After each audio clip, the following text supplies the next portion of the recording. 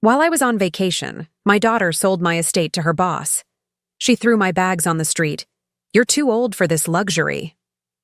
Shaking, I called the buyer, a boy I once adopted. Nobody knew he was now a tycoon. When he landed his helicopter on the lawn and said, "I'm glad to have you here. Follow my story until the end and comment the city you're watching from so I can see how far my story has reached." My name is Rosalie, and I'm 71 years old. I never imagined that returning from what should have been a peaceful vacation would become the most humiliating day of my life. The taxi pulled up to 1847 Elm Street, the same address I'd called home for 32 years. But something was wrong. My suitcases weren't where they should be, safely inside my Victorian house. Instead, they sat on the sidewalk like abandoned trash, my clothes spilling from a broken zipper. "Ma'am, this is your stop, right?" The driver turned around, confusion clear in his voice as he stared at the luggage scattered on my front lawn. I nodded slowly, my throat suddenly dry. "Yes, this is my house." But even as I said the words, doubt crept in. The spare key wasn't under the flower pot where I'd left it. The front door had a shiny new lock that my key couldn't open. And there, standing in my doorway like she owned the place, was my daughter Calla. "Mom, you're back." Her voice carried no warmth, no surprise, no guilt. Just cold acknowledgement, like I was a neighbor she barely tolerated. I paid the taxi driver with trembling hands and walked toward my own front door, feeling like a stranger. "Calla, what's going on? Why are my things outside?" She stepped onto the porch, her arms crossed, wearing that expression I remembered from her teenage years when she was about to deliver news she knew would hurt me. Behind her, I could see Ronan, her husband, hovering in the shadows like he always did when there was family drama. "We need to talk, Mom, about your living situation." "My living situation?" I repeated the words, but they felt foreign in my mouth. "This is my house, Calla. I've lived here since before you were born." "Actually," Ronan stepped forward, holding a manila folder. "Legally speaking, that's no longer accurate." My blood turned to ice. "What do you mean?" Calla sighed, like I was being deliberately difficult. "Mom, we sold the house. You agreed to it before you left for Florida. Don't you remember?" The world tilted sideways. I gripped the porch railing to keep from falling. "I never agreed to anything. I would never—" "You signed the papers, Mom." Ronan opened the folder, revealing documents I'd never seen before. "Right here, your signature. The sale was finalized yesterday." I stared at the papers, at what looked like my handwriting, at numbers that made no sense. $800,000 was what my house was worth according to the last appraisal. But these papers showed $600,000. Even in my shocked state, I knew something was terribly wrong. "I didn't sign these," I whispered. "I would never sell my house without telling you first, and I certainly wouldn't sell it for less than it's worth." Calla's expression hardened. "Mom, you're 71 years old. Maybe your memory isn't what it used to be. We have witnesses. We have your signature. This is legal and final." The cruelty in her voice hit me like a physical blow. This was my daughter, the child I'd raised, supported through college, helped through her divorce from her first husband. The daughter I'd welcomed back home when she had nowhere else to go, along with Ronan when they married 8 years ago. "Who bought it?" My voice came out as barely a whisper. "Mr. Thompson from downtown. He runs that big development company. He paid cash, which is why we could close so quickly." Ronan spoke with the confidence of someone who'd planned every detail. "But where am I supposed to live?" The silence stretched between us like a chasm. Finally, Calla spoke, and her words cut deeper than any knife could. "Mom, you're too old to maintain a house this size. It's too much responsibility, too much space for one person. We found you a nice assisted living facility. They have activities, people your own age. You'll be much happier." "You found me?" I couldn't finish the sentence. The betrayal was so complete, so devastating that I couldn't process it all at once. The paperwork is already filed, Ronan added, as if discussing a business transaction. Your room is available starting Monday. We'll help you pack your essentials. I looked around at my belongings scattered on the lawn. My favorite reading chair, the one I'd bought after my husband died 25 years ago. The small oak table where I'd helped Michael with his homework when he was a boy. The wedding china I'd inherited from my mother, now sitting in cardboard boxes like garage sale items. Michael, I said suddenly, remembering. Did you call Michael? Does he know about this? Calla's face tightened at the mention of his name. Even after all these years, she couldn't hide her resentment toward the boy I'd adopted when she was 25. Michael isn't family, Mom. Not really. This is a decision for blood family to make. The words hit me like a slap. Michael, who'd lived in this house for 8 years. Michael, who'd called me every week since he'd moved away for college. Michael, who'd never once asked me for money or made me feel like a burden. According to my own daughter, he wasn't family. You can't do this, I said, but even as the words left my mouth, I knew they already had. It's done, Mom. Calla's voice softened slightly, but there was no real warmth in it. Look, I know this is hard, but it's for the best. You'll see. Neighbors had started to gather, drawn by the unusual sight of furniture on the sidewalk. Mrs. Patterson from next door approached cautiously. Rosalie, dear, is everything all right? The humiliation burned in my chest. How could I explain that my own daughter had sold my house out from under me? That I was being treated like an unwanted piece of furniture myself? Everything's fine, I managed to say, though my voice shook with the lie. Mrs. Patterson looked confused, her eyes moving from me to the scattered belongings to Calla's defiant face. If you need anything. She's fine, Calla interrupted. We're just helping Mom transition to a more suitable living arrangement. I watched Mrs. Patterson retreat, probably rushing home to call her other neighbors with the gossip. Rosalie's daughter kicked her out. Did you see all her things on the lawn? Where are my keys? I asked suddenly. My house keys? You won't need them anymore, Ronan said simply. The finality of it all crashed over me like a wave. I had no keys to my own home. I had no home. My belongings were literally scattered on the street like trash. My daughter stood in the doorway of the house I'd paid for, worked for, lived in for 3 decades, telling me I no longer belonged there. I thought about the 10 days I'd spent in Florida, visiting my sister Margaret. How I'd enjoyed the sunshine, the quiet walks on the beach, the simple pleasure of reading a book without any responsibilities. I'd come home refreshed, ready to tend to my rose garden and catch up with my neighbors. Instead, I'd come home to find that I no longer had a home.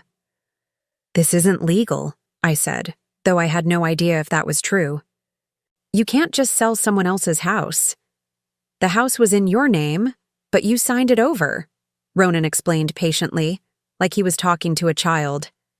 We have power of attorney for situations like this. You agreed to it last year, remember? When you had that small stroke? I did remember signing papers after my mini-stroke, but I'd thought they were just medical directives. I'd trusted Calla to handle my affairs if something happened to me. I'd never imagined she'd use those documents to steal my home. The stroke didn't affect my judgment, I said firmly. Dr. Martinez said I made a complete recovery. Mom, you're being dramatic. Calla stepped back into the house, my house that was no longer mine. We did this because we love you and want what's best for you. Love. She used that word like it meant something, like it could justify this betrayal. I stood there on the sidewalk, surrounded by my possessions, feeling smaller and more powerless than I had since I was a child. The afternoon sun beat down on my pearl necklace, the one my mother had given me on my wedding day. I touched it nervously, a habit I'd developed over the years whenever I felt overwhelmed. 71 years of life, and my own daughter had thrown me out on the street like garbage. But as I stood there, something else began to stir beneath the shock and humiliation. anger, deep, burning anger at the injustice of it all. I'd raised Calla, supported her, loved her unconditionally. I'd worked double shifts as a nurse to pay for this house, to build something stable for our family. And this was how she repaid me. I pulled my cell phone from my purse with shaking hands. There was one person who might help me, one person who'd never treated me like I was disposable. It was time to call Michael. Standing there on the sidewalk with my entire life spread out like a yard sale, I felt the weight of every neighbor's stare. The Hendersons from across the street had stepped onto their porch, whispering behind their hands. Old Mr. Chen from 2 houses down was pretending to water his plants while obviously listening to every word. This was my neighborhood. These were people I'd known for decades, people whose children I'd watched grow up, whose pets I'd fed when they traveled. Now they were all witnesses to my daughter's betrayal. "Mom, you're causing a scene," Calla hissed from the doorway. "People are staring." "Of course they're staring." My voice cracked with emotion. Their neighbor just got kicked out of her own home. Ronan stepped forward, his voice artificially calm and reasonable.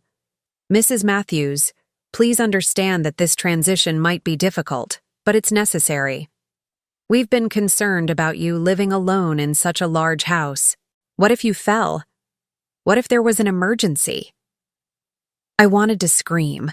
I wanted to tell him that I'd been living alone just fine for 25 years since my husband died. That I'd raised his wife when she was a rebellious teenager who came home drunk and throwing up.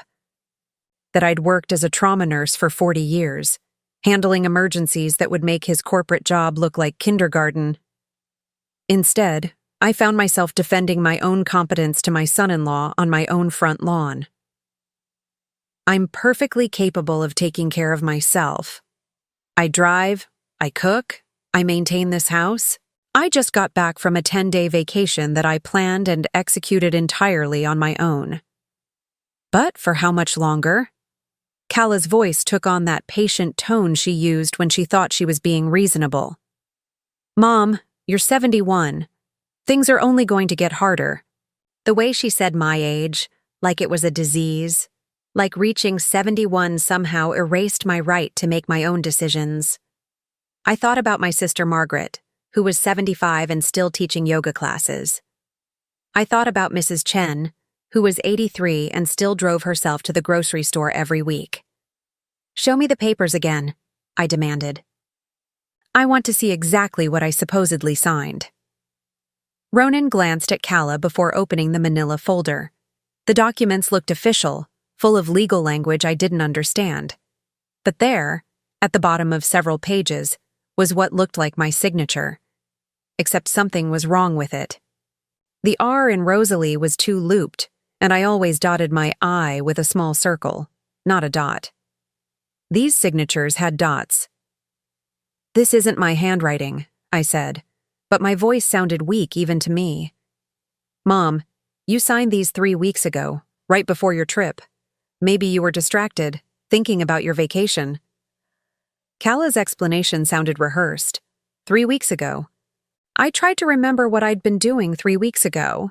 Packing for Florida, yes, but signing papers to sell my house? Never. Who witnessed my signature? Another glance passed between Calla and Ronan. "I did," Ronan said. "And my colleague from work, David Peterson." "I don't know any David Peterson."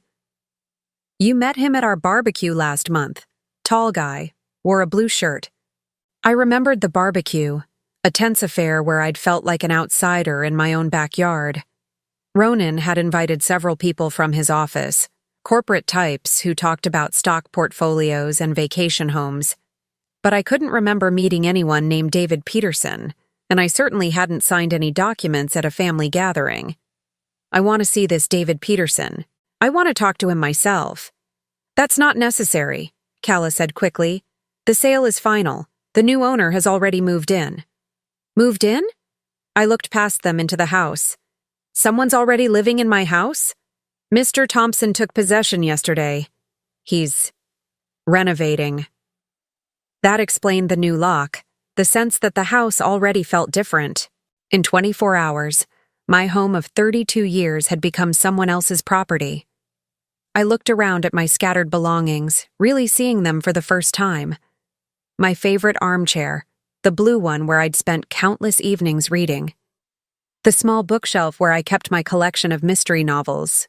The framed photographs that had sat on my dresser, including the picture of 8-year-old Michael grinning at the camera after his first day of school. Michael. The boy who'd come into our lives when Kala was already 25 and married to her first husband.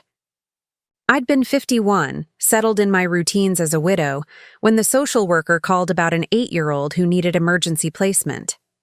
Just for a few weeks, they'd said, until we can find a more permanent situation. But one look at Michael's solemn dark eyes, the way he clutched a small backpack containing everything he owned, and I knew those few weeks would stretch much longer. Kala hadn't been happy about it. "Mom, you're too old to start over with a kid," she'd argued. "And I'm trying to get pregnant. What if you don't have time for your real grandchildren because you're busy with some stranger's child?" But Michael hadn't been a stranger for long. He was quiet at first, polite to the point of heartbreak, like he was afraid that any mistake would get him sent away. He did his homework without being asked, cleared his plate after every meal, and never complained about anything. It took months before he called me anything other than ma'am. Even longer before he stopped apologizing for existing. I remembered the night, about 6 months after he'd arrived, when I'd found him crying in his room after a nightmare. When I'd sat on his bed and rubbed his back until he fell asleep, he'd whispered, "Thank you, Mom." Mom. Not ma'am or Mrs. Matthews. Mom. Kala had never forgiven me for that moment, for the way my heart had expanded to include this lost boy who needed me. She'd interpreted my love for Michael as love taken away from her, even though she was a grown woman with her own life by then. "You're thinking about him again, aren't you?" Kala's voice cut through my memories. "Michael isn't here, Mom. He can't swoop in and save you this time." Save me from what? From my own daughter? Save you from reality. You can't live alone anymore. You need help, and we're the ones trying to help you. I wanted to laugh at the absurdity of it. If they wanted to help me, why was I standing on the sidewalk while strangers lived in my house? Why hadn't anyone discussed this alleged sale with me beforehand? Why did I feel like I was in the middle of a nightmare I couldn't wake up from? "Where's Michael now?" I asked, partly to deflect from my helplessness and partly because I genuinely wanted to know. "Last I heard, he was in Seattle doing something with computers," Kala said dismissively. "Probably still playing video games and pretending it's a career." That couldn't be right. Michael had always been brilliant with technology, but he'd also been incredibly driven. The last time we'd talked, about 3 months ago, he'd mentioned expanding his business. He'd sounded successful, confident. More successful than Ronan, whose job seemed to involve a lot of meetings and very little actual work. "I'm going to call him," I announced. "Mom, don't." Kala's mask slipped for just a moment, revealing something that looked like panic. "You'll just upset yourself, and him. This isn't his problem to solve." But her reaction told me everything I needed to know. She was afraid of Michael getting involved, which meant she knew on some level that what they were doing was wrong. I fumbled in my purse for my phone, my hands still shaking from shock and anger. Michael's number was programmed in under M for Michael, but also under S for son, because that's what he'd become, even without legal papers or blood relation. The phone rang once, twice. I held my breath, praying he would answer, praying he could somehow help me make sense of this nightmare. When his voice came through the line, warm and familiar despite the years and distance, I nearly broke down crying. "Rosalie? Is everything okay?"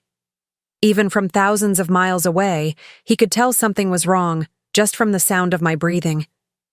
"Michael," I whispered, turning away from Kala and Ronan so they couldn't see my tears. "I need help. Something terrible has happened."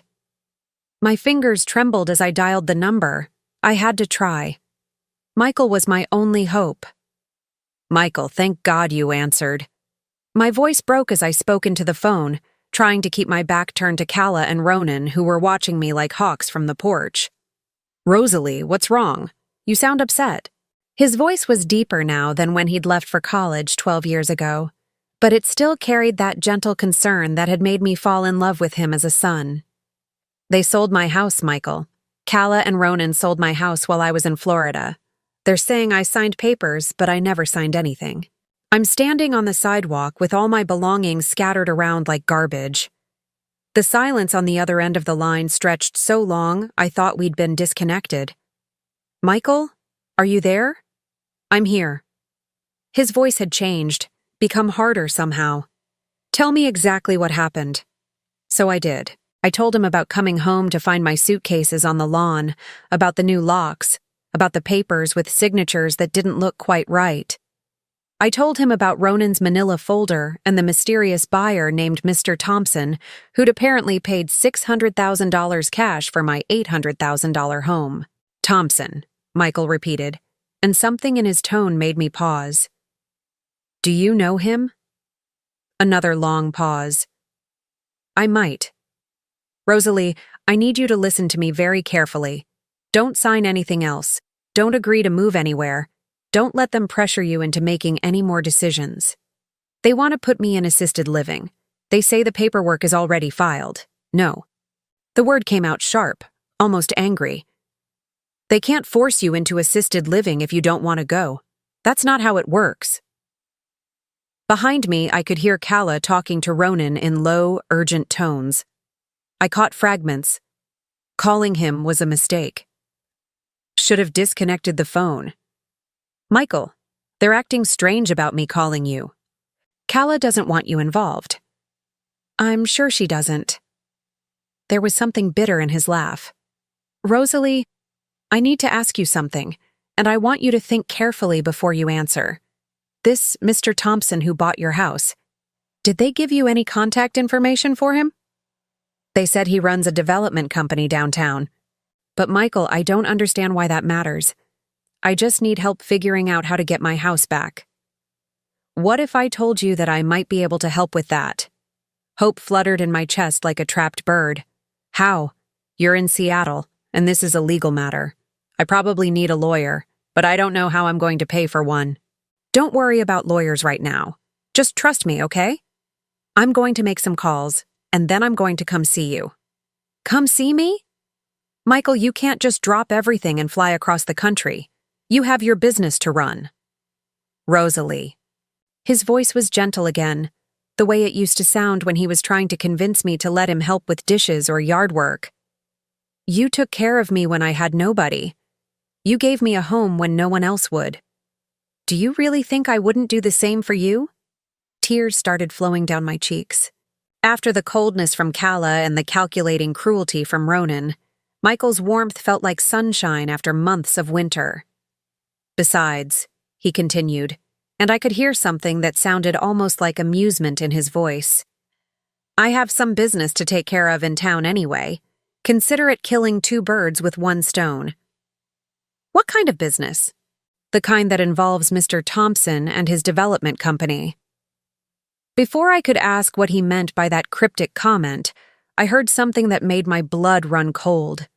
A sound I recognized but couldn't quite place at first. A rhythmic beating in the distance, getting closer. "Michael, do you hear that?" "Hear what?" The sound was getting louder now, and I realized what it was. A helicopter. In our quiet suburban neighborhood, helicopters were rare enough that people came out of their houses to look when one passed overhead.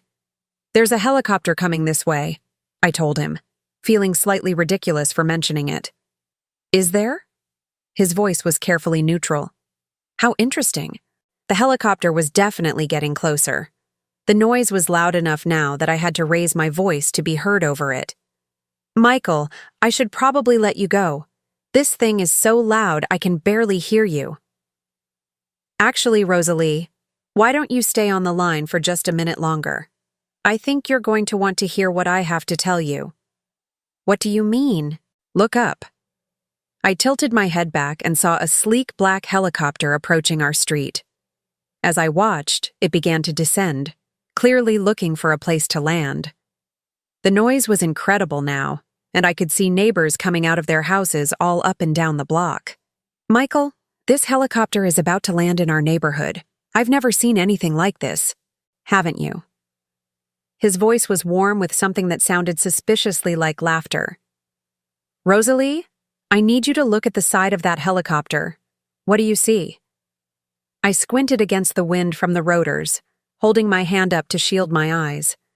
On the side of the black aircraft, I could just make out letters. TC Enterprises.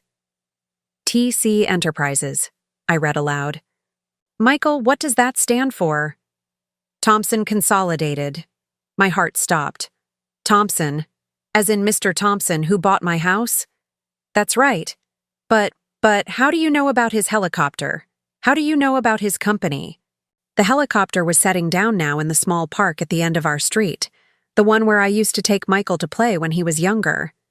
I could see a figure inside the cockpit, but the tinted windows made it impossible to make out any details. "Rosalie," Michael's voice was gentle but serious, "there's something I need to tell you about Mr. Thompson." "What?" "He's me." The words didn't make sense at first. They bounced around in my brain like marbles in a jar, refusing to settle into any kind of logical pattern. "What do you mean, he's you?" "I mean, I'm Mr. Thompson. Thompson Consolidated is my company. I'm the one who supposedly bought your house." My legs gave out, and I sank down onto the curb, the phone still pressed to my ear. Around me, the neighborhood was in chaos. Children were running toward the park to see the helicopter. Adults were standing in their yards, pointing and talking excitedly. Mrs. Patterson was taking pictures with her cell phone. And in the middle of it all, I was trying to process the impossible thing Michael had just told me. "You bought my house?" I whispered. "No, I didn't buy your house. But your daughter and son-in-law think I did. They approached my company 3 weeks ago with a proposal. They said they had power of attorney for an elderly woman who wanted to sell her property quickly for cash. They provided all the documentation, including what they claimed was your signature authorizing the sale." "But you knew it was me?" "The moment I saw the address, yes. 1847 Elm Street. How could I forget? That was my home for 8 years. I closed my eyes, trying to make sense of what he was telling me. "So you didn't actually buy it?" I strung them along. I had my lawyers draft preliminary paperwork that looked official enough to satisfy them, but there was never any real transaction. No money changed hands. Your house is still legally yours, Rosalie. It always has been. Relief flooded through me so powerfully that I started crying again. So this was all fake? The sale, the new owner, everything? The sale was fake, but their intentions were very real. They were planning to take $600,000 of your money and put you in the cheapest assisted living facility they could find. And they would have gotten away with it if they'd approached any other development company. Why didn't you tell me? Why didn't you warn me? Because I needed proof of what they were trying to do. I needed them to commit to the fraud completely before I could expose it. And I needed to know for certain that you weren't part of it. The idea that I might have been part of cheating myself was so absurd that I would have laughed if I weren't still in shock. Michael, are you really in that helicopter? I am. And I'm about to walk over there and have a very interesting conversation with your daughter and her husband. But first, I want you to know that you're safe now. You're not losing your house. You're not going to assisted living. And you're not alone. I could see a figure climbing out of the helicopter now, too far away to make out features, but moving with purpose toward our street. They don't know who you are, do they? Kala and Ronan? They know Mr. Thompson from Thompson Consolidated. They don't know that Mr. Thompson used to be the 8-year-old boy who lived in the room next to theirs. Michael, I said, my voice breaking with emotion, I can't believe you're here. I told you I'd always come back if you needed me, didn't I? I made that promise when I left for college, and I meant it. He had promised. On the day he'd moved out to start his freshman year at 18, he'd hugged me goodbye and whispered, "If you ever need anything at all, you call me. I'll always come home for you." I'd thought it was just something kids said. I'd never imagined he meant it literally. "I can see you walking this way," I told him, watching the figure approach down the street. "And I can see you sitting on the curb with the phone to your ear. You're wearing your blue cardigan, the one with the pearl buttons." It was him. It was really him. "Rosalie?" "Yes?" "You might want to put the phone away now. I think it's time for Mr. Thompson to introduce himself to your family." I ended the call and slipped my phone back into my purse, my heart pounding with something that felt like hope for the first time since I'd arrived home. As the figure got closer, I could start to make out features that were familiar, yet changed by time and success. Michael was coming home, and he was about to turn my daughter's world upside down. I watched Michael walk down Elm Street, and with each step he took, I saw less of the boy who'd left for college and more of the man he'd become. He wore a perfectly tailored charcoal suit, carried himself with the confidence of someone accustomed to boardrooms and important decisions. But when our eyes met, his smile was exactly the same as it had been when he was 8 years old. The neighborhood was in complete chaos. Half the residents of our street had gathered in their yards to gawk at the helicopter. Children were running around excitedly, and I could see cell phones everywhere, recording this unprecedented event in our quiet suburban world. But none of that mattered. What mattered was that Michael was here, and I wasn't facing this nightmare alone anymore. "Mrs. Matthews?" His voice carried clearly across the yard as he approached, and he was speaking loudly enough for Calla and Ronan to hear every word. "I'm Michael Thompson from Thompson Consolidated. I believe you're expecting me?" I struggled to my feet from the curb, brushing off my blue cardigan. "Mr. Thompson, yes. Thank you for coming so quickly." He reached me and took my hands in his, squeezing gently. Up close, I could see that his dark eyes still held that same warmth, even though his face had matured into sharp, handsome lines. He was successful. That much was obvious from his expensive suit, the helicopter, the way he carried himself. But he was still my Michael. "I came as soon as I got your message," he said, still speaking in his professional voice for the benefit of our audience. "This situation with your property sale is quite irregular." From the porch, I could see Calla and Ronan frozen in place, watching this interaction with growing confusion and alarm. They'd expected me to be helpless, alone, easily manipulated. They hadn't expected a mysterious businessman to arrive by helicopter to take my side. "Irregular how?" Ronan stepped forward, the manila folder still clutched in his hand. Michael turned to face him, and I saw something I'd never seen before, a coldness in his expression that made me grateful I was on his side. "And you are?" "Ronan Phillips. I'm Mrs. Matthews' son-in-law. I handled the paperwork for the sale of this property to your company." "Ah, yes, Mr. Phillips." Michael's voice was pleasant, but there was steel underneath it. "We need to talk about that paperwork." Calla finally found her voice. "Mr. Thompson," I thought. "We were told you'd already taken possession of the property, that the sale was final." "Were you?" Michael's eyebrows rose slightly. "That's interesting, because according to my legal department, no sale has been finalized. In fact, no money has changed hands at all." The color drained from Ronan's face. "That's impossible.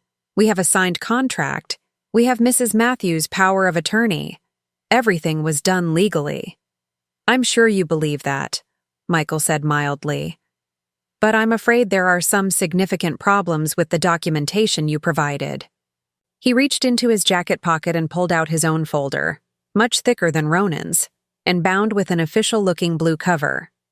"For instance," Michael continued, flipping through pages, "the signature you provided as Mrs. Matthews' authorization doesn't match the signature we have on file from her previous interactions with our company."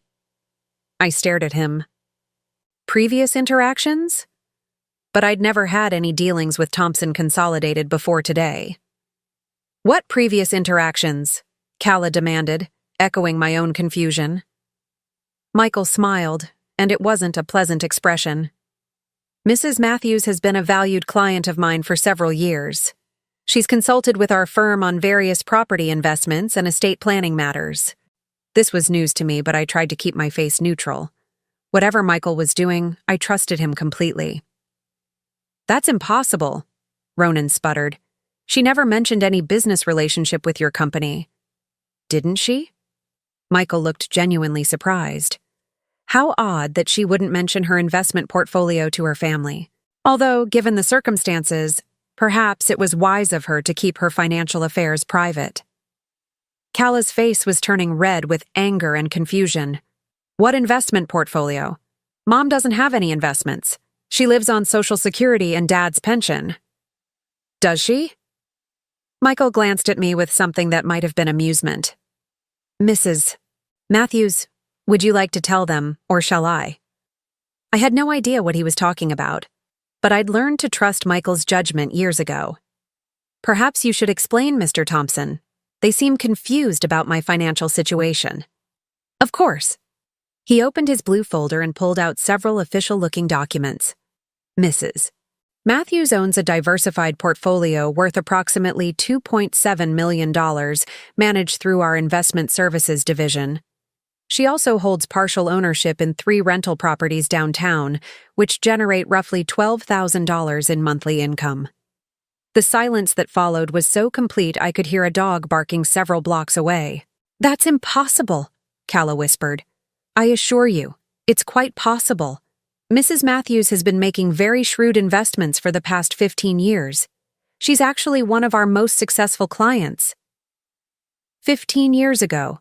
That would have been right around the time Michael graduated from high school and left for college. I was starting to understand that this elaborate fiction he was constructing was his way of explaining how he could afford to help me, and why I didn't need Calla's protection. If Mom has that much money, Ronan said slowly, why didn't she tell us? Michael's expression hardened. Perhaps because she suspected that certain family members might be more interested in her assets than her well-being. And given today's events, it seems her instincts were correct. Now wait just a minute. Calla stepped down from the porch, her voice rising. We were trying to help her. We were worried about her living alone in this big house. Were you? Michael's tone was conversational, but his eyes were ice. Is that why you forged her signature? Is that why you tried to sell her property for $200,000 below market value? Because you were concerned about her welfare? We didn't forge anything, Ronan protested, but his voice lacked conviction. Michael pulled out his phone and tapped the screen a few times. I have 3 handwriting experts who analyzed the signatures you provided. All 3 concluded that they were forgeries. I also have security footage from your office building showing you practicing Mrs. Matthews' signature on multiple occasions. The lie was so smoothly delivered that even I almost believed it. Ronan went pale, and Calla grabbed his arm for support. That's not possible, Ronan stammered. I'm afraid it's very possible. Corporate espionage is a serious concern in our business. We maintain extensive surveillance on all potential partners. Michael's smile was razor sharp. You'd be amazed what people do when they think no one is watching. You can't prove anything, Calla said, but her voice was shaking. Can't I? Michael pulled out another document. Here's a recording of your phone conversation 3 days ago, where you discussed how to keep Mrs. Matthews from discovering the sale until it was too late.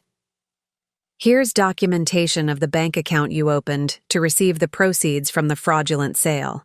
And here's evidence that you've been intercepting Mrs. Matthews' mail for weeks, including important financial statements. None of this could possibly be real. Michael had been in Seattle until a few hours ago, but the way Calla and Ronan were reacting, you'd think he had them on video committing murder. This is harassment, Ronan said weakly. No, Mr. Phillips. Harassment is what you've been doing to Mrs. Matthews. What I'm doing is called justice. The small crowd of neighbors had been growing steadily during this conversation. I could see Mrs. Patterson and the Hendersons, Mr. Chen, the young couple from the corner house whose names I could never remember. They were all watching this drama unfold on their peaceful street with fascination and horror. "So what happens now?" Calla asked, and for the first time since I'd arrived home, she sounded uncertain instead of smugly confident. "Now," Michael said pleasantly, "you have two choices. You can voluntarily surrender the fraudulent documents, return any funds you may have already received from other sources based on this scheme, and leave Mrs. Matthews alone permanently. Or I can turn all of this evidence over to the district attorney's office and let them handle it." "We didn't receive any money," Ronan said quickly. "The sale didn't go through." "Didn't it?" Michael tilted his head. "Then how do you explain the $50,000 deposit that was transferred to your personal account yesterday afternoon?" Ronan's mouth opened and closed like a fish gasping for air. Wherever Michael had gotten that information, it was clearly accurate. "I can see you need time to consider your options," Michael continued. "Mrs. Matthews, perhaps you'd like to collect your belongings and come with me? I think you'll be more comfortable staying somewhere else while this matter is resolved." "Where are we going?" I asked. "Somewhere safe." He gestured toward the helicopter, which was still sitting in the park like something out of a movie. "I've arranged temporary accommodations while we sort out the security issues with your home." "Security issues?" "Well, clearly your current locks have been compromised. And given that unauthorized individuals have been living in your house, we'll need to have the entire property swept for listening devices and hidden cameras." Calla gasped. "We weren't living in Mom's house, and we certainly didn't plant any surveillance equipment." "Weren't you?" Michael's expression was innocent. "Then who's been sleeping in the master bedroom? Who's been using Mrs. Matthews's kitchen and eating food purchased with her credit cards?" The accuracy of these accusations was written all over their faces. While I was in Florida, they'd been playing house with my property and my money. "Pack whatever you need for a few days," Michael told me. "My legal team will handle the rest." I looked at my belongings scattered across the lawn, then at my daughter's stricken face, then at the man who'd once been a lost little boy and was now offering to rescue me from the people who should have been taking care of me. "Actually," I said slowly, "I think I have everything I need right here." I picked up the small framed photograph of 8-year-old Michael from among my scattered possessions. In it, he was grinning at the camera after his first day of school, wearing the new clothes I'd bought him and clutching the lunchbox I'd packed with extra care. "Except for this," I added, slipping the picture into my purse. "This is coming with me." Michael's professional mask slipped for just a moment, and I saw the boy I'd raised peek through. "Ready to go home?" he asked softly. "I'm ready." As we walked toward the helicopter, leaving behind the wreckage of my old life and my daughter's shocked silence, I realized something profound. Home wasn't a building or an address. Home was wherever the people who truly loved you were waiting. And Michael had just given me my home back. The helicopter ride was surreal. I'd never been in one before, and the view of our neighborhood from above made everything look smaller, less significant. I could see my house, my real house that was still legally mine, sitting among the others like a small piece in a puzzle I was finally beginning to understand.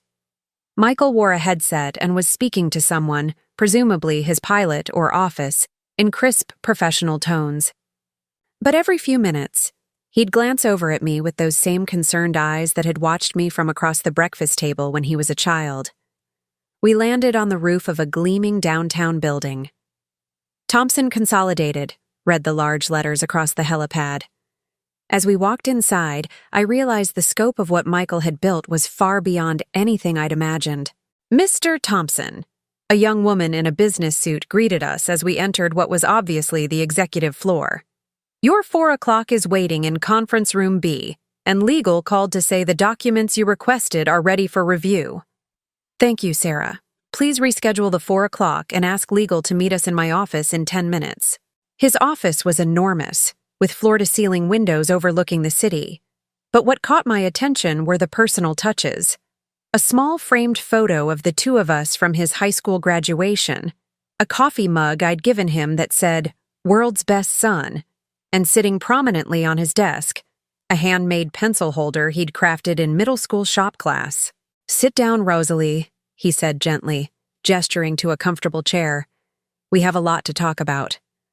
"Michael, I need to know the truth, all of it. How long have you known what Calla and Ronan were planning?"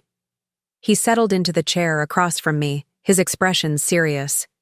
3 weeks. Ronan approached my company through intermediaries, trying to set up what he thought was a quick property flip. He presented it as a standard transaction. Elderly homeowner wants to downsize, family handling the details. "But you recognized the address."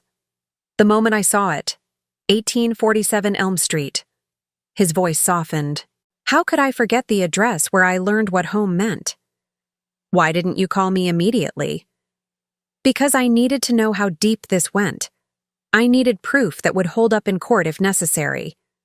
He reached for a thick folder on his desk. "And I needed to protect you in a way that couldn't be undone." He opened the folder, and I saw documents with official seals, photographs, and what looked like bank statements. This wasn't their first attempt, Rosalie. They've been setting this up for months. My heart sank. "What do you mean?" 6 months ago, Ronan took out a second mortgage on their house. The monthly payments are $2,400, which is more than they can afford on his salary. They're also carrying $45,000 in credit card debt. He pulled out a bank statement with Calla's name on it. 4 months ago, Calla opened a new checking account. Look at the deposits. I scanned the numbers and my blood ran cold. These are the same amounts as my pension checks. Exactly. She's been intercepting your mail and depositing your Social Security payments into her personal account. You've been living off your savings without realizing it. But I never gave her access to my mail. She used the power of attorney you signed after your mini-stroke. She told the post office she was helping you manage your affairs during your recovery. Legal, but unethical. I felt sick. How much has she stolen? Approximately $19,000 over the past 4 months. But that was just the beginning. He pulled out more documents. 3 weeks ago, they approached a private care facility called Sunset Manor. They put down a deposit for a shared room, the cheapest option available. The monthly fee is $1,800, which would be paid from your pension. The difference would go straight into their pockets. A shared room? The humiliation was almost worse than the theft. They were going to put me in a shared room in the cheapest facility they could find? While living in your house and spending the $600,000 they thought they were getting from the sale. I leaned back in the chair, trying to process the magnitude of their betrayal. It wasn't just about money or housing. They'd planned to strip away every shred of my independence and dignity. "There's more," Michael said gently. "I had my security team examine your house while we were confronting them. They found some disturbing things." "What kind of things?" "Hidden cameras in your bedroom and bathroom." I gasped, my hand flying to my throat where my pearl necklace rested. "Cameras?" "They've been monitoring you, Rosalie, recording your daily routines, your phone calls, your private moments. We found hours of footage on Ronan's computer."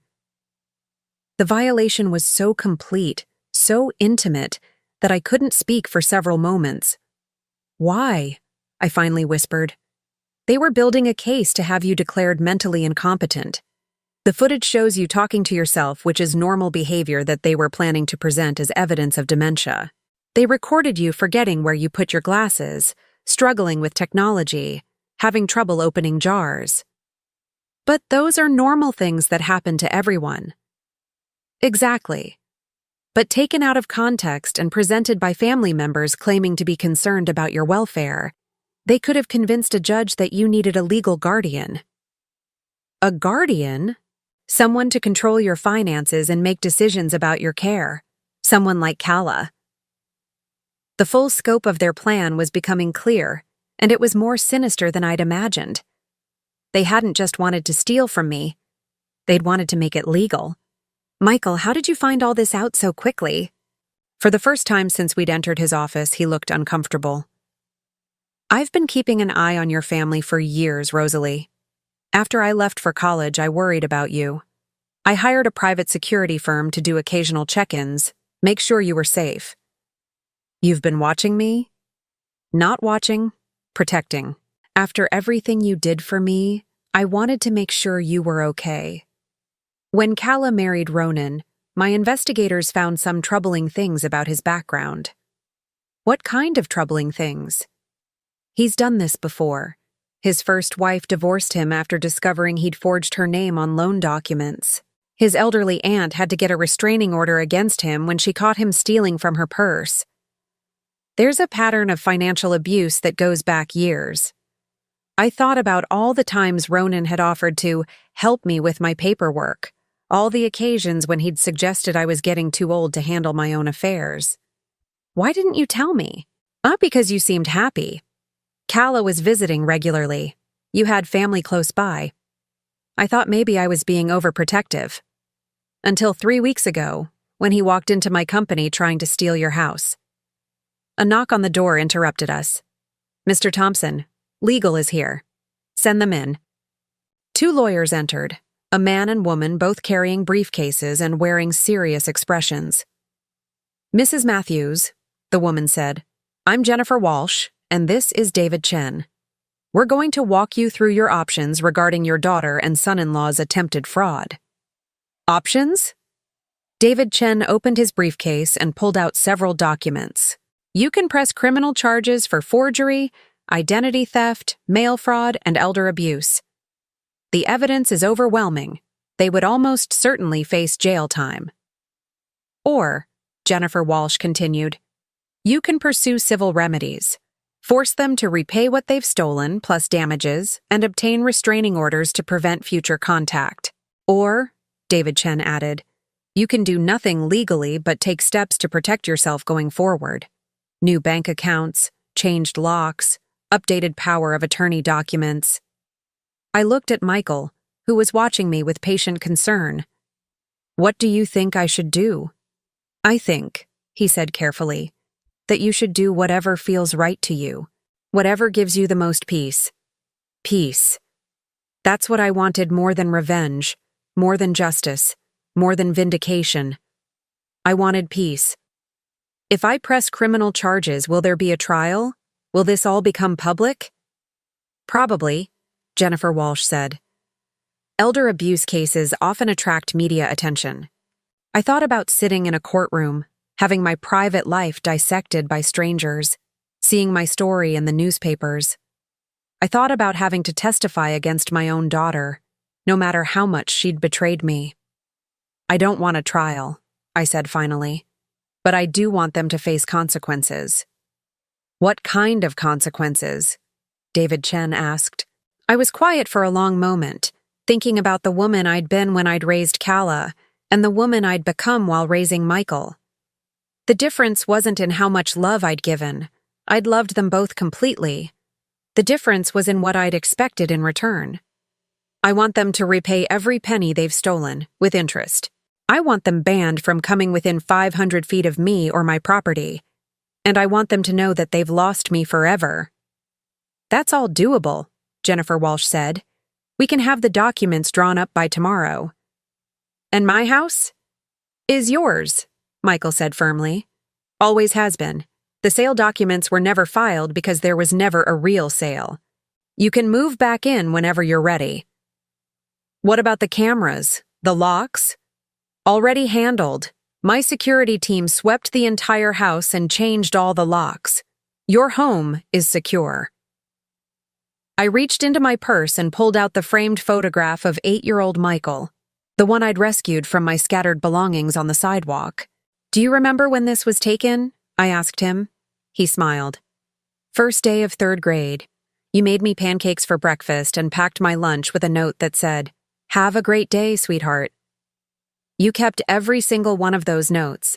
I found them in your room after you left for college, in a shoebox under your bed. I still have them, he said softly. In my apartment. Some people collect stamps or coins. I collected proof that I was loved. The lawyers exchanged glances and quietly excused themselves, sensing this had become a private moment. Michael, Why did you become so successful? Was it to prove something to Calla and her father? No, he said without hesitation. I became successful because you taught me that I was worth something. You showed me what it felt like to be valued, and I wanted to make sure I could always take care of you the way you took care of me. You didn't owe me anything. I didn't owe you. I chose you. Just like you chose me when no one else would. I looked around his magnificent office, at the empire he'd built, at the man he'd become despite the worst possible start in life. What happens now? Now you decide what you want your life to look like. You're free, Rosalie. You're safe, you're financially secure, and you never have to see Calla and Ronan again if you don't want to. And you? Will you disappear back to Seattle now that the crisis is over? Actually, he smiled, I've been thinking about relocating my headquarters. This city has some very appealing qualities. Such as? The best mother a man could ask for lives here. I started crying then, not from sadness or anger or fear, but from relief. For the first time in months, maybe years, I felt truly safe. Not just physically, but emotionally. I was with someone who loved me unconditionally, who would never hurt me, who saw me as valuable just for being myself. The truth wasn't just that Calla and Ronan had tried to steal from me. The truth was that I'd been living with people who didn't value me, while the person who treasured me most had been waiting patiently for me to need him. I wasn't just getting my house back, I was getting my life back. And this time, I was going to share it with people who deserved it. 3 months later, I stood in my kitchen on a Sunday morning, making pancakes from scratch while Michael read the newspaper at my kitchen table. The morning light streamed through the windows I'd cleaned myself the day before, casting warm patterns across the floor where he used to sit with his homework 20 years ago. Some things had changed. The locks were different, stronger. My mail now went to a post office box that only Michael and I knew about. My bank accounts had been moved to a different institution entirely, with passwords that Calla could never guess. The house had been swept for surveillance devices 3 times, and a discreet security system now monitored all entry points. But the important things remained the same. The kitchen still smelled like vanilla and cinnamon when I baked. The floorboards still creaked in exactly the same places. My rose garden had survived my 3-month absence and was blooming more beautifully than ever. The business section has an interesting article about sustainable development, Michael said, not looking up from his paper. Apparently, Thompson Consolidated just broke ground on a new affordable housing project. Imagine that, I replied, flipping a pancake. I hope they're treating their workers fairly. Oh, I'm sure they are. I heard the CEO is very particular about employee benefits. This had become our Sunday morning routine. Michael stayed over on Saturday nights in his old room, which I'd left exactly as it was when he'd gone to college. We'd have breakfast together, work in the garden, maybe drive to the farmer's market or catch an afternoon movie. He'd bought a house 15 minutes away, nothing ostentatious, just a comfortable place where he could host company dinners for his relocated staff. But most evenings, he'd stop by to check on things, and we'd end up having dinner together and talking until late. It was the family life I'd dreamed of having with Calla but had never quite achieved. The legal settlement had been finalized 6 weeks ago. Calla and Ronan had agreed to repay the $19,000 they'd stolen, plus $12,000 in damages and legal fees. They'd signed restraining orders that prohibited them from contacting me or coming within 500 feet of my property. In return, I'd agreed not to press criminal charges. I'd received 1 letter from Calla since then, forwarded through the lawyers. It was 3 pages of justifications and self-pity, explaining how they'd only been trying to help me, how I was being manipulated by Michael, how families should forgive each other's mistakes. I'd read it once, then burned it in my fireplace. Some bridges, once burned, were meant to stay that way. "Are you expecting anyone today?" Michael asked, glancing toward the front window. "Not that I know of. Why?" "There's a car I don't recognize parked across the street. Woman sitting inside looks like she's watching the house." I moved to the window and peered through the curtains. My heart sank when I recognized the blue sedan and the figure hunched over the steering wheel. It's Calla. Michael was beside me instantly, his expression hardening. How long has she been there? I don't know, I just noticed her. She's violating the restraining order just by being here. I watched my daughter sitting alone in her car, and for a moment, I felt a flicker of the old sympathy. She looked smaller somehow, older. The confident woman who'd thrown me out of my own house had been replaced by someone who looked lost and desperate. But then I remembered the cameras in my bedroom, the forged signatures, the months of stolen pension checks, and the sympathy faded. "What do you want to do?" Michael asked. "I can call the police, or my security team." I thought about it. I could have her arrested, could make her face the consequences of violating the court order. I could create a scene that would humiliate her the way she'd humiliated me, but that wasn't the kind of person I wanted to be. "I want to talk to her," I said finally. "Rosalie, that's not a good idea. She's not supposed to be here and you don't owe her anything." "I don't owe her a conversation, but I owe myself one." Michael studied my face for a long moment, then nodded. "I'll be right here if you need me." I walked outside and across the street, my heart pounding but my steps steady. Calla saw me coming and rolled down her car window, her eyes red with tears. "Mom, please, I just want to talk." "You're not supposed to be here, Calla."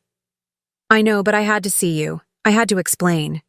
I looked at my daughter, really looked at her, perhaps for the first time in years. She was 45 years old, but she seemed younger, like a child who'd been caught doing something wrong and couldn't understand why everyone was so upset. "There's nothing to explain," I said quietly. "I know exactly what you did and why you did it. We needed the money, Mom. Ronan lost his job and we're drowning in debt. We thought you had more than enough, and you wouldn't even miss it. You thought I wouldn't miss my house, my independence, my dignity? We were going to visit you all the time at the assisted living place. You would have made friends, had people to take care of you." I almost laughed at the absurdity of it. "Calla, you put cameras in my bedroom. You stole my mail. You forged my signature. None of that was about taking care of me." She flinched. "That was Ronan's idea. I told him it was going too far. But you didn't stop him." Silence stretched between us. Finally, Calla spoke again, her voice small and broken. "I was always jealous of Michael. From the day you brought him home, I knew you loved him more than me." "That's not true." "Yes, it is." Tears spilled down her cheeks. "You lit up when he walked into a room. You never looked at me that way." I thought about that, really considered it. Had I treated them differently? "Maybe I did love differently," I said finally. "But not more or less. I loved you as my daughter, someone I was responsible for raising and shaping. I loved Michael as someone who needed rescuing. Those are different kinds of love, but they're both real. He was always your favorite. He was never my favorite. He was my choice. Just like this situation was your choice." Calla wiped her eyes with the back of her hand. "What do you mean?" "You chose to see my love for Michael as something taken away from you instead of something added to our family. You chose to resent him instead of appreciating him. And when you needed money, you chose to steal from me instead of asking for help. You wouldn't have given us $600,000. No, I wouldn't have. But I might have helped you refinance your house or find a financial counselor or figure out a payment plan for your debts. You never gave me the chance." "Would you have? Really?" I considered the question honestly. "I don't know, but we'll never find out now, will we?" "Mom, please. I know I messed up, but I'm still your daughter. Doesn't that count for something?" I looked at this woman who shared my DNA but had never really known me, who had seen me as a source of resources rather than a person with feelings and needs. "Being my daughter was supposed to mean something to you," I said quietly. It was supposed to mean that you protected me, not exploited me. It was supposed to mean that you wanted me to be happy and safe, not convenient and compliant. I can change. We can start over. No, Calla, we can't. Because of Michael? Because he's poisoned you against me? Because of you. Because of the choices you made and the person you chose to be. I reached into my pocket and pulled out my pearl necklace, the one I'd been nervously fingering during every stressful moment of this entire ordeal. I'd worn it every day since my wedding 47 years ago, through good times and bad, as a connection to my mother and grandmother before her. This belonged to your great-grandmother, I said, holding it up so the morning light caught the lustrous surface. She gave it to my mother, who gave it to me on my wedding day. I always planned to give it to you. Calla's eyes widened with hope. But pearls are created through pressure and irritation, I continued. Something gets inside the oyster that doesn't belong, and instead of rejecting it, the oyster covers it with layers of beauty until it becomes something valuable. Mom, I don't understand. You were the irritation, Calla. You were the pressure that taught me what I was really made of. And what I learned is that I'm stronger than I ever knew, and I deserve better than you were willing to give me. I fastened the necklace back around my throat where it belonged. I'm not giving this to you. I'm going to will it to Michael's future wife, or his daughter if he has one. Someone who understands that family means protection, not exploitation. You're really going to cut me out completely? Your own flesh and blood? I'm choosing to surround myself with people who value me. That's what you taught me to do. I turned and walked back toward my house, where Michael was waiting on the porch, ready to support me or defend me or simply hold me if that's what I needed. Mom! Calla called after me. This isn't over! I stopped and turned around one last time. Yes, it is. I walked up my porch steps, through my front door, into my kitchen where the pancakes were still warm, and the coffee was still hot, and the newspaper was still spread across the table where my chosen son was waiting for me. How do you feel? Michael asked as I sat down across from him. I thought about it seriously. I felt sad for the relationship Calla and I would never have. I felt angry about the trust that had been broken. I felt relieved that the confrontation was over, but mostly I felt free.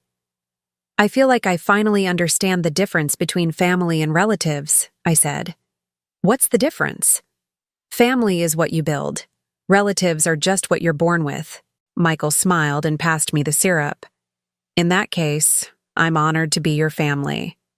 The honor is mine. We finished our breakfast in comfortable silence, planning our day like we'd been doing this for decades instead of months. Later, we'd work in the garden together. Michael would help me plant new roses in the spot where the security cameras had been hidden. We'd have dinner on the patio and watch the sunset from chairs positioned so we could see the street but not be easily seen from it. It was a quiet life, a peaceful life. Some might even call it ordinary. But after everything I'd been through, ordinary felt like victory. I was 71 years old, and for the first time in my life, I was exactly where I belonged, with people who chose to love me as much as I chose to love them. At 71 years old, I'd finally learned that family isn't about blood. It's about choice. And I was finally making the right ones. Now I'm curious about you who listened to my story. What would you do if you were in my place? Have you ever been through something similar? Comment below. And meanwhile, I'm leaving on the final screen 2 other stories that are channel favorites, and they will definitely surprise you. Thank you for watching until here.